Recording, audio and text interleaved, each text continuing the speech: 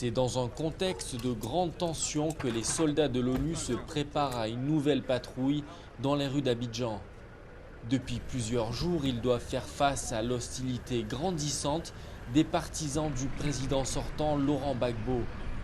La mission de maintien de paix de l'ONUCI, qui compte environ 9000 hommes, devient en effet de plus en plus difficile. L'ONU accuse les forces fidèles à Laurent Gbagbo de bloquer ses patrouilles, d'entraver sa mission et même d'inciter à la haine. Fin décembre, un incident grave a éclaté dans ce quartier d'Abobo. Pris à partie par une foule en colère, des soldats de l'ONUCI ont dû tirer en l'air pour s'ouvrir un passage.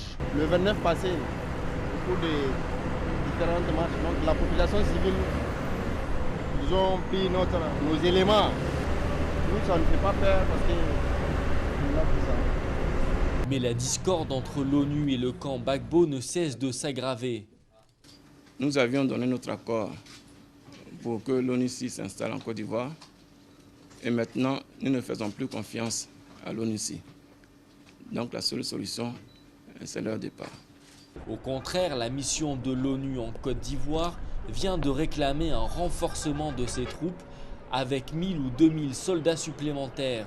Ce ne sont pas les intimidations qui vont nous empêcher de continuer notre travail. Nous allons garder la tête froide et nous faisons tout pour ne pas être en confrontation avec les populations ivoiriennes. Nous faisons tout pour ne pas être en confrontation avec les militaires ivoiriens.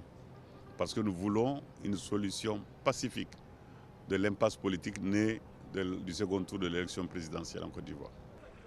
Une impasse politique qui persiste alors que l'option militaire reste sur la table.